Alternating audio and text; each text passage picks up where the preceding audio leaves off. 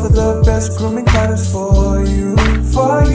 Yes, all natural and handcrafted too. We wanna help be a swagger. The style, class, and luxury. Make our products that are made for you with high quality. Yeah, so get in style with the black, yeah. Company, you swagger, style, class, and luxury. In luxury, yeah. The black, gentleman, yeah. Company, you swagger, style, class, and luxury. In luxury, yeah. Located at www.theblackgent.com.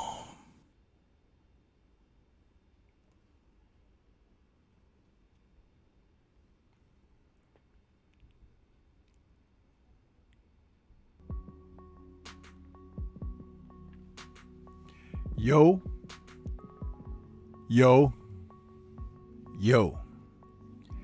What's good? It's Stormy B, man, and I am back. Welcoming you to the Tuesday Tussle for this Tuesday, July 2nd, 2024.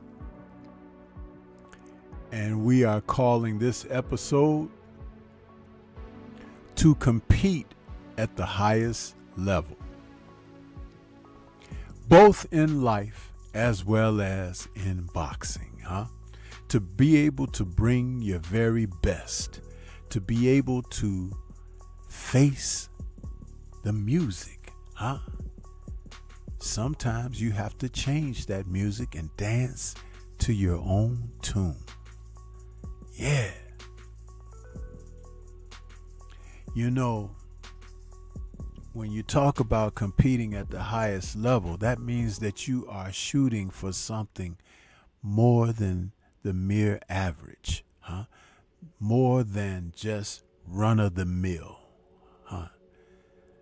It's very important to have incentive in life, ambition, drive, desire to be in a better place than where you are presently and further away from where you were in the past. As long as that's a positive, upward trajectory. Because some of us have a dissension, even if it is not the intent. But you also need guidance. Those around you who want the best for you can help you sometimes stay the course. Very important to understand that a support system is imperative to have success, because no man, woman, child does it alone in this existence. If it were that to be the case, we would have our own island of exclusion, where we can just focus on self 24/7, 365. But yet and still we do have camaraderie. We have family. We have colleagues, associates. Dare I mention the word friends? Something that should never be taken lightly. But it's all part of that process to understand what's important. So, to compete at the highest level is asking something great of yourself. The application of average is not acceptable. But to go beyond,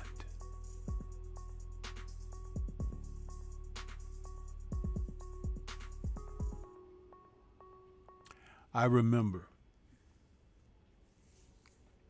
reading a story once about training that went on between Bruce Lee in the 60s, wherein he was living in Seattle, and his brother Robert had come to visit him. And he asked Robert, he said, "You know, Robert, I go running every morning. Would you like to join me?" And he was like, "Yeah." Now Robert was a lot younger than Bruce. If I'm not mistaken, it was at least a decade between them. So Bruce was in his mid-20s at this time. So they got up the following morning, and Bruce readied Robert. They had their running shoes on and sweats or whatever. And he said, we're going to do a little warm-up exercise first. And then we're going to start out at a nice, easy pace. So Robert was like, "Hey, cool." He was all in. So as they began their run, they were trotting along, nice, very slow pace. And Robert was like, "Hey, this is cool. I can get into this, And he's like, "How far are we going?" He's like, "Oh, just over, this area up ahead." And so he told Robert, he's like, hey, we're going to pick up the pace a little bit now. So Robert was like, okay. So they started running a little bit more. And Robert, who wasn't used to jogging or running, he was living in Hong Kong. Bruce was living in Seattle, so he had come to visit from Hong Kong. So Robert said he began to feel fatigue. His fingers were feeling numb. His heart was pumping fast. He felt like he was going to pass out. And Bruce said, we're going to pick it up a little more. And Robert said, man, I can hardly go anymore. What are you talking about? So he said to Bruce, no more, man, I can't go. So he said, I'm going to sit this out. Bruce was like, come on, man, let's go. Let's run. And he was like, I thought that was what we were doing. So Robert took a seat and Bruce went on without him. He went down the road through the valley. He was gone about a good 30 minutes.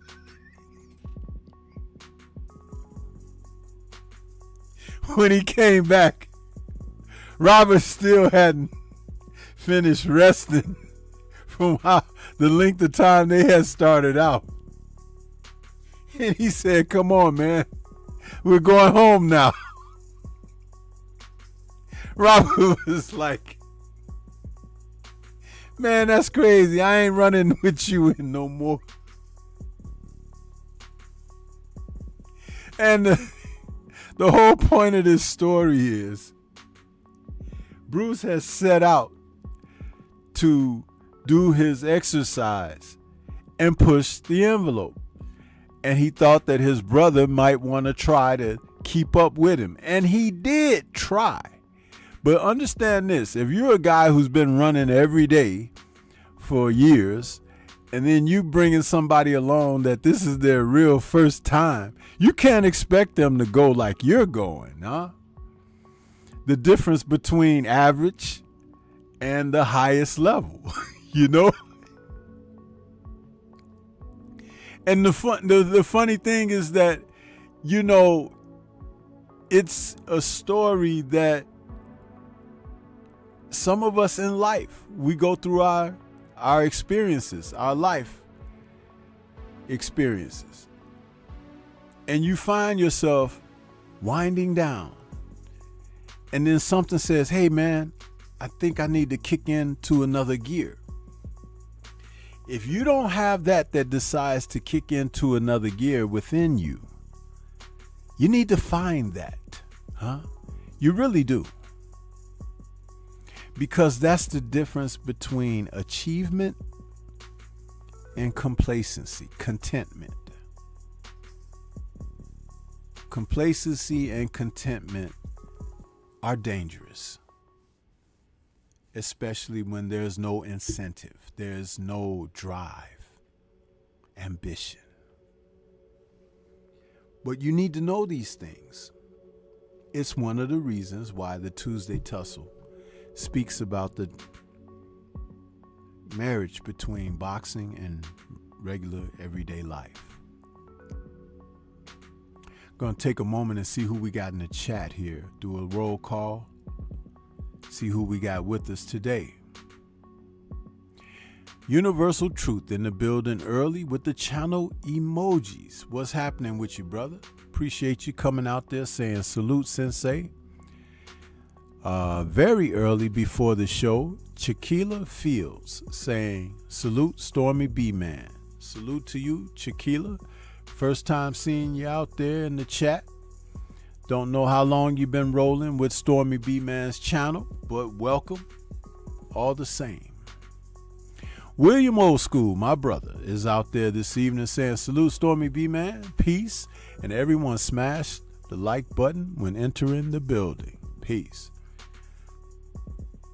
J. Wayne Citizen is with us, saluting. Woke is out there saying, Stormy, salute. Marlon Mobley in the building saying, peace, Stormy B, man. And J. Wayne Citizen is also saluting. Aaron Butler 262 is saluting. And my brother Drew Titan has fallen into the building saying, yo, what's good? Man, so to compete at the highest level. Now, when we switch the focus to the sport of boxing, we have seen some examples of this most recently in the sport, where we had a chance to witness a heavyweight title fight between Tyson Fury and Alexander Usyk, where these two men were facing off for the undisputed heavyweight championship of the world. Now, these two men were thought to be, at the time of coming together, the two top heavyweights. Fury had the WBC title, and Usyk had the IBF, WBA, and the WBO titles. And they came together for unification in a fight that many thought going in that Tyson Fury, due to his size, his extremities, as far as his reach, and the mobility that he has been known to show in his previous matches, that he would have a, quote, sizable advantage over Usyk. Usyk, who had in his most recent bouts conquered former unified champion Anthony Joshua, taking those 3 titles away from Joshua in back-to-back matches, the original fight and the rematch, where he decisioned AJ.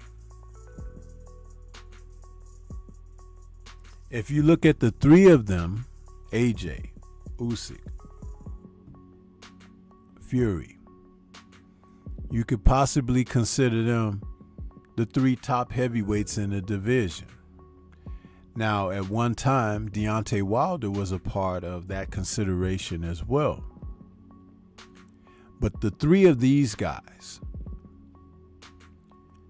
had made a mark that many people just took that as so, with Usyk being not as well respected. But I look back and hearken upon his amateur career, meaning Usyk, and his professional career. At one time in the amateurs, he was small enough to have competed against the likes of Sean Porter, Showtime Sean Porter. That lets you know that how small he was in the amateurs, as opposed to where he went from there to growing as a man. But his skill set had always spoken about him being mobile and somewhat awkward as a southpaw, but a hard worker in there. And when I say a hard worker, I'm not talking about his training regimen. I'm talking about how he goes about competing in a fight against his opponents. I noticed that, and as he became the undisputed cruiserweight champion, he set his eyesights on the heavyweight division. And we now know in the aftermath, he's the second man behind Evander Holyfield to go from being an undisputed cruiserweight champion to an undisputed heavyweight champion with his victory over Fury. But along the way, there was not enough consideration of the man's skill set. Being able to be mobile, being able to absorb punishment, being able to exact punishment, being able to think on your feet, think on the move, being able to make adjustments. I had noticed this going into the bout against Fury, which is why I gave him a tremendous opportunity to defeat Fury. And I had said going into the bout that he is the best fighter, professional or amateur, that Fury had ever faced in his career. Many never considered that. They just saw a 6'7" man and a 6'2.5", 6'3" man. And they automatically deducted that the bigger, heavier man with the longer reach would prevail. The old adage, size does matter, came into play between these two gentlemen by the public sentiment. But I never looked at it that way. Because when you have desire, when you have drive, ambition, coupled with the ability, capability, when you have versatility, intangibles, things that most people don't see, and when they're doing a pick'em, they don't go to those intangibles very often. They look at what's in face value. Character. Another often overlooked quality.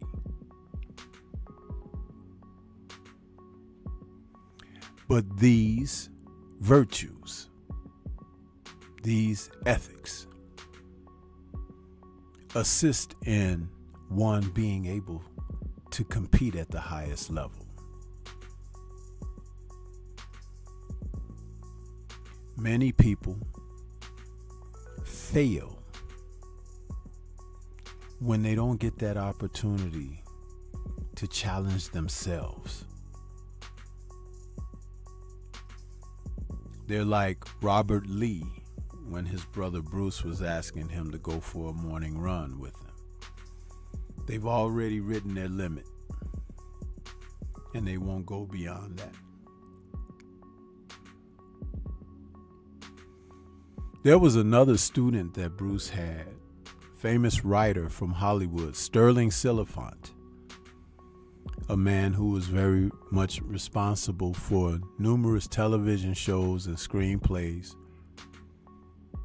He even wrote the TV series Longstreet and gave Bruce an opportunity to star in that. They were going for a run. And Sterling, who was an older man than Bruce, had remarked during their run, I feel like my heart is gonna burst and come out my chest. I feel like I'm going to die. And Bruce told him, then die. And kept running. Sterling was so angry because they were so far into their run, much further along with Bruce than Robert was. He got angry at Bruce for just suggesting that he die. And he finished the miles out with Bruce. He was accustomed to running, but not necessarily at the pace that Bruce had set. When they finished their run, they had a conversation. And he told Bruce he didn't appreciate him saying that you should just die. And Bruce said no, because Bruce was also his sifu. He was teaching Sterling martial arts. He said, no, really, you might as well die. You might as well be dead if you don't press the envelope to challenge yourself. If you just want to give up and quit and give in life, then how do you accomplish greater goals and achievements? He said, do you not know that through pain, gain is also a part of process?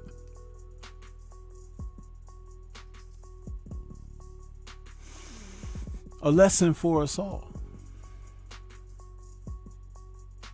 You ever heard of the saying, anything worth having is worth working for? Sometimes you find yourself on the receiving end of something painful because you had to go through something to gain. It happens. But what we take from it in the aftermath is an acknowledgement of, wow, even I didn't know I could do it. But there's a shuffling of the deck. You've come to grips with who you are, what you are. And if that be not enough for you, you can start to decide what you want to be and where you want to be. It's that simple.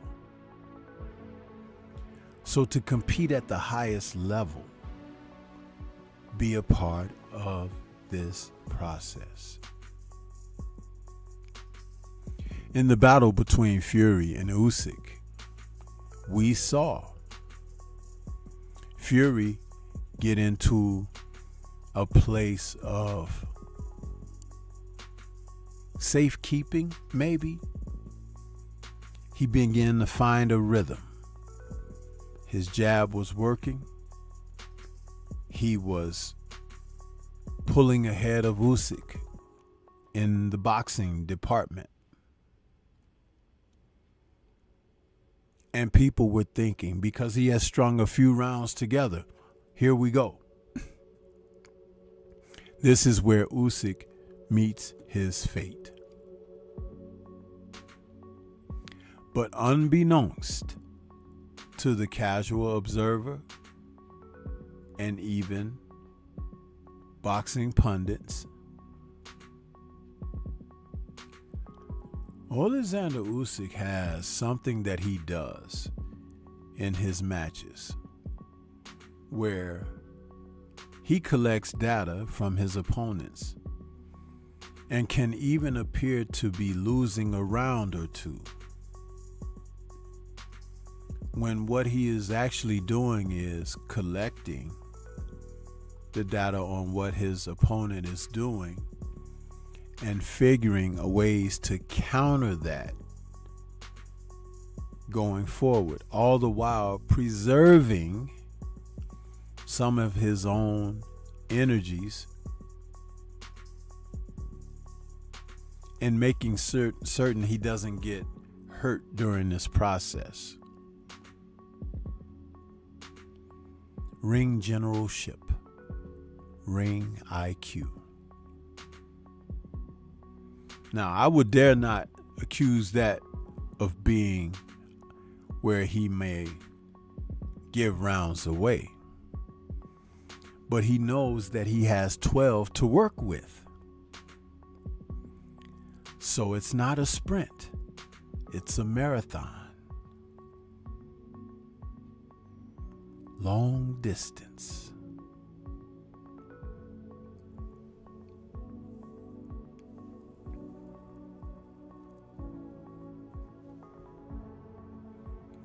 Salute to Michael Ray falling into the building.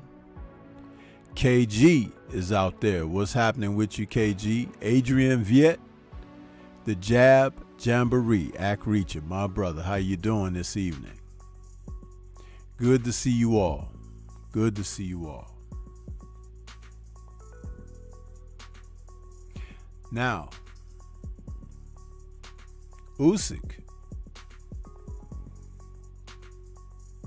in this battle with Fury, had already found out something about Fury. He found out that he can touch him. How did he make that assessment?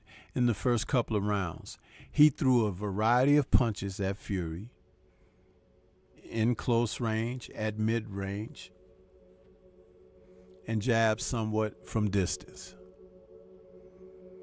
But what I observed in the aftermath is that when he would make contact with Fury, it was enough to touch him, but it was never threatening enough to try to knock him out. Fury got accustomed to the contact and thought not much of it.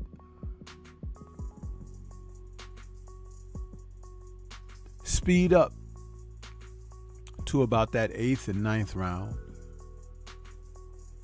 the round of peril for Fury, the round that saw him nearly get knocked out by Usyk.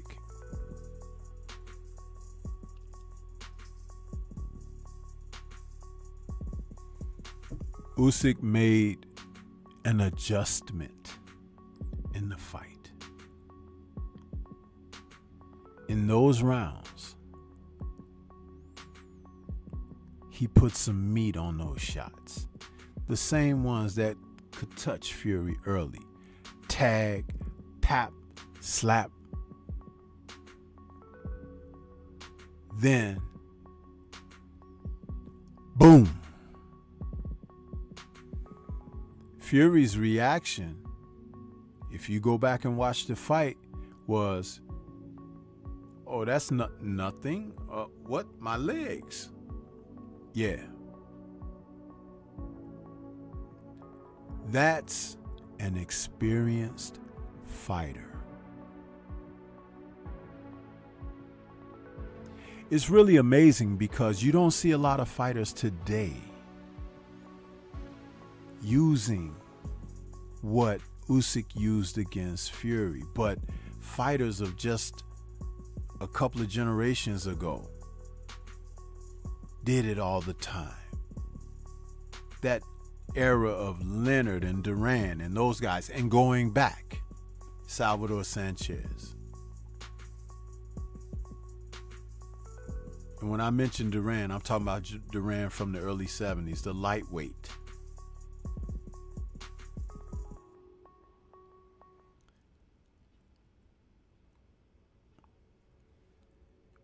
Fighters of today, they're always trying to knock each other out. They're always trying to pound and show their strength. But your greatest strength is not something to be on display to the eye. Because your greatest strength comes from within. It's not the muscles of your body. It's the muscle inside of your skull. So in order to compete at the highest level, one has to have a mastery of understanding this. It's what separates A from B and the rest through Z. Yeah.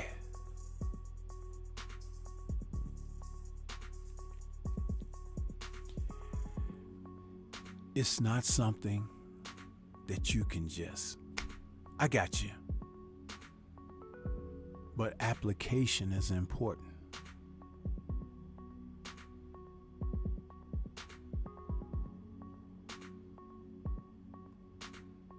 To paraphrase Bruce, he said, katas and point competitions in martial art matches are like swimming on dry land. You need to do it for real, baby, to see, to test the technique, to test the endurance, to test the execution and the reactions.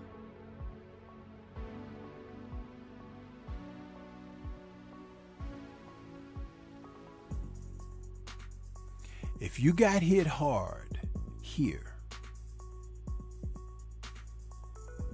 your natural reaction should be, I don't want to get hit hard here again. I'm going to defend and get the hell out of the way.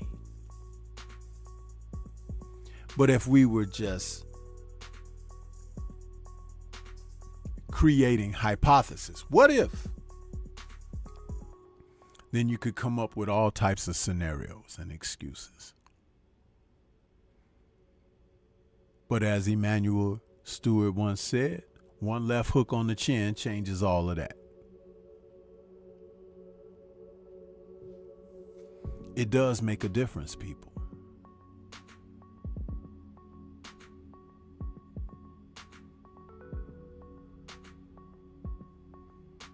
There was another recent fight that showed us this that we're discussing this evening, competing at the highest level. Jack Catterall, when he got back in his rematch, finally, against Josh Taylor.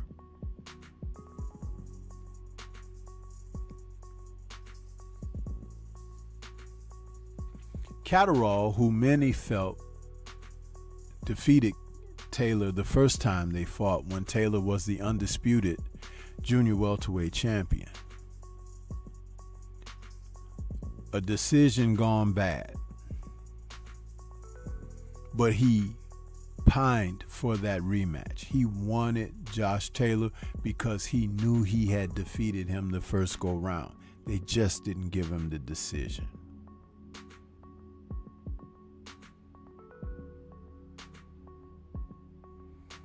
In the rematch, Catterall showed an aggression that he didn't show in the first fight. He took the fight to Josh, took the play away from Josh, and began and ended exchanges where judges had no recourse but to acknowledge his presence.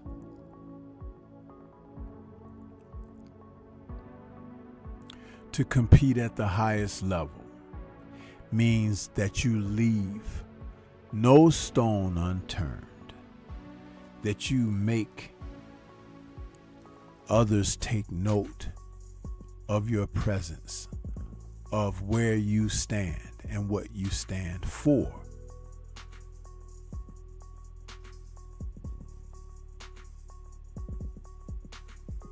That's what was done during that match.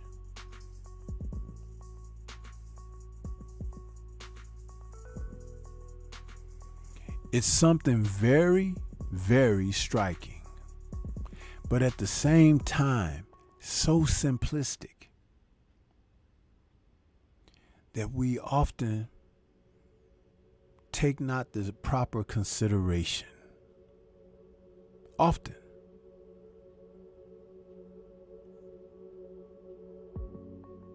I enjoy watching the ebb and flow of boxing matches, where the fight can start off one way and then seemingly goes another way. And you're like, whoa. But yet and still, when it goes one more direction that you had not foreseen between the first two scenarios, that's when you find yourself on your way to a classic.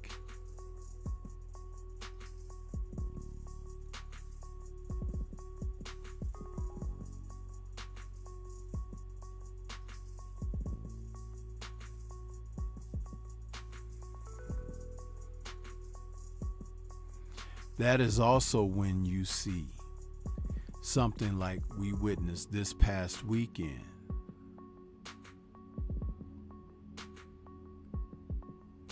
When Juan Francisco Estrada took on Jesse Bam Rodriguez. Ebb and flow, back and forth, adjustment to the adjustment.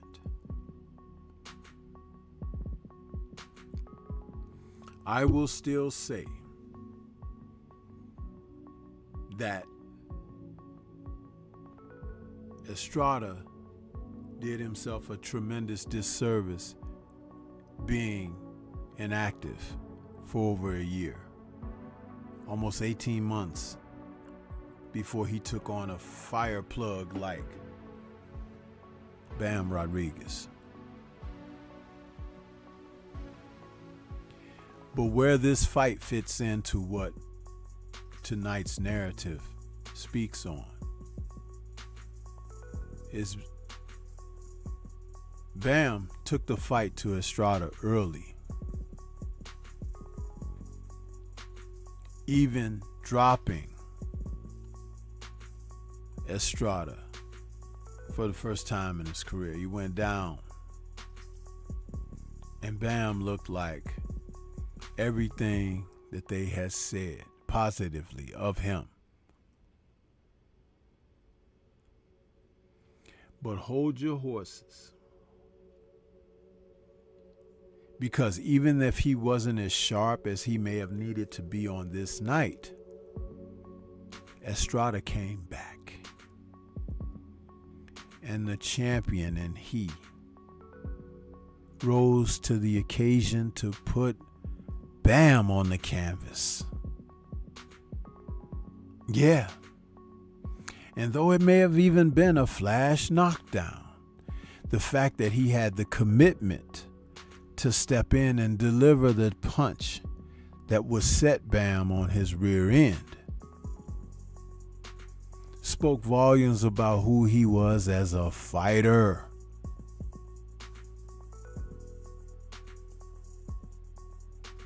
Great stuff. But timing be everything for fighters.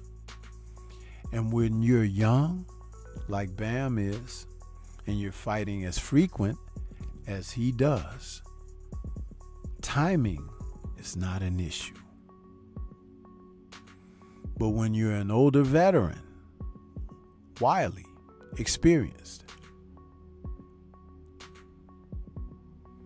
your timing needs to be there as well. But when you've been out of the ring for 18 months, you get caught wide open with a left uppercut to the liver on a counter by Bam Rodriguez. KO Rodriguez. But the ebb and flow, the back and forth, the adjustment to the adjustment, rising to compete at the highest level. Jesse Bam Rodriguez. I tell you nothing you don't already know. But I share this with you because it means something when we talk about the sport of boxing. You see, I can come out like this. This is basically a seminar here. And there are a number of people who will miss it simply because they're biased, they're bigoted, and they're prejudiced. What are those three pertaining to the individuals? Only they can answer. But this tree still bears good to great fruit. And it's not for everybody, because everybody's not gonna make it.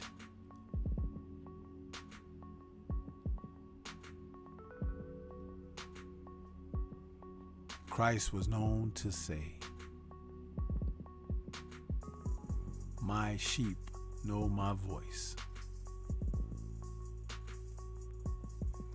People who want something of sound and substance, attainability, they will hear mine. Yeah.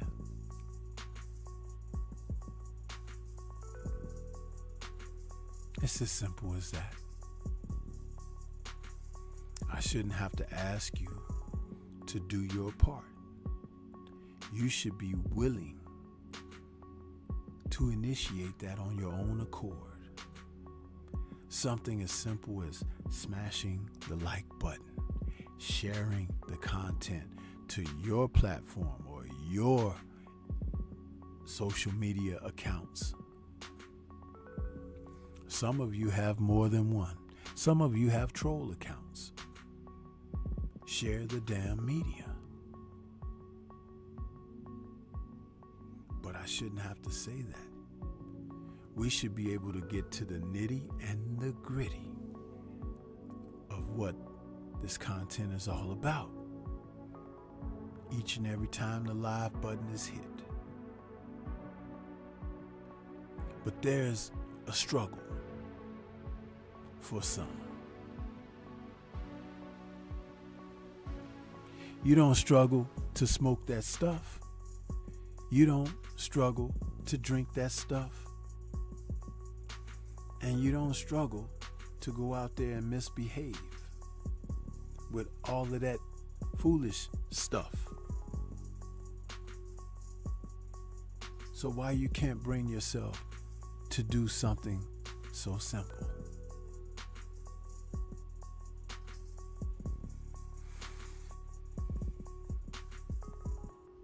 Inexplicable.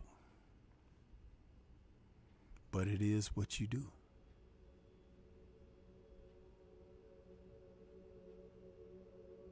Foolishness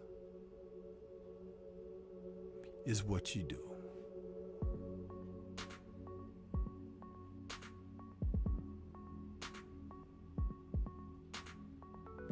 The hour goes by fast because I feel it. I feel it to the hilt. No BS. No filter. No pulp.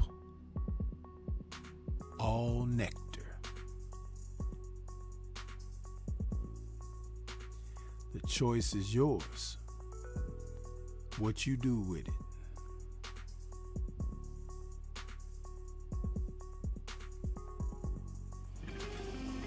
Get ready to take your striking game to the next level with the Focus Ball. Dramatically improved footwork, timing, head movement, hand-eye coordination, reflex, and overall fight IQ.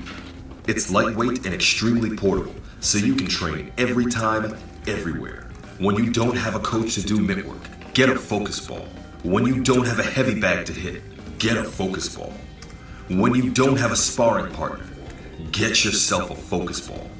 And when you just want to have fun punching and kicking, get a Focus Ball.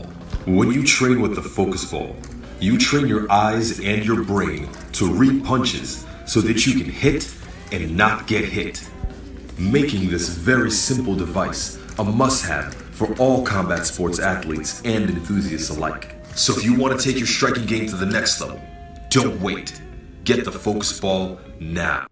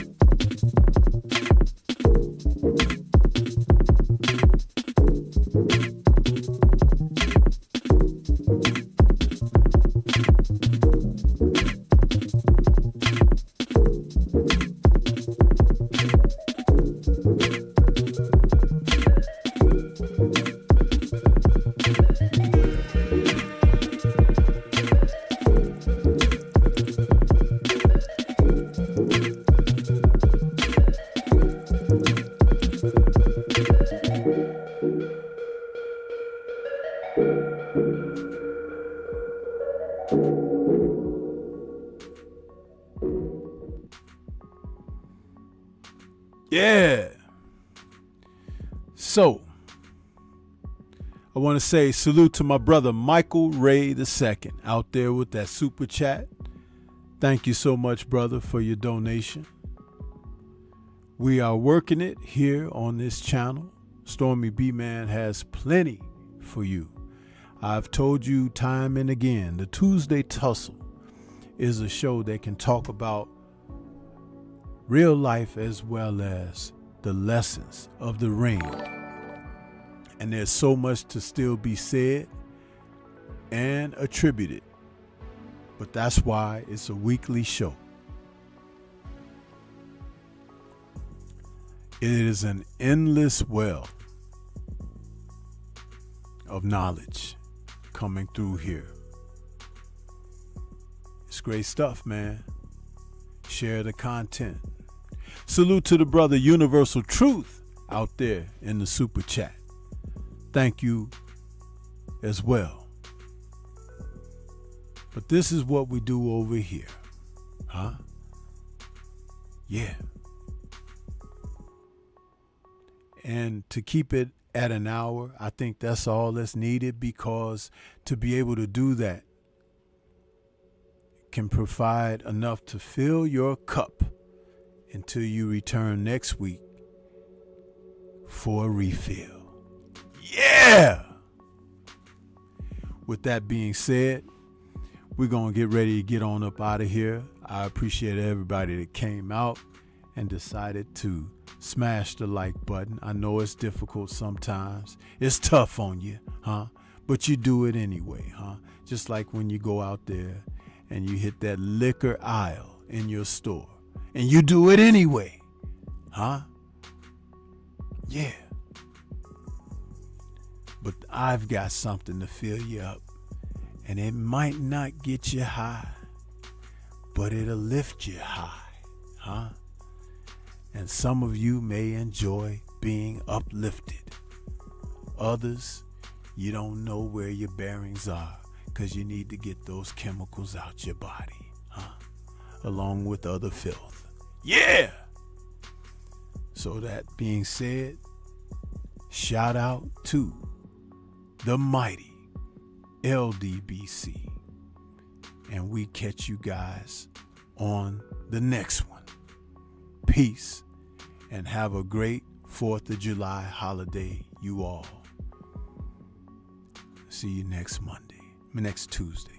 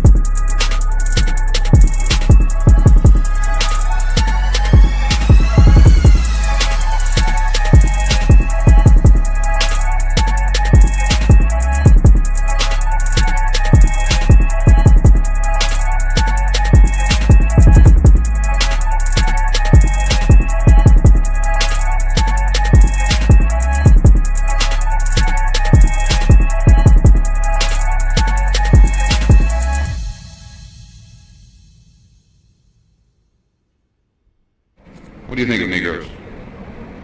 As good as any white man.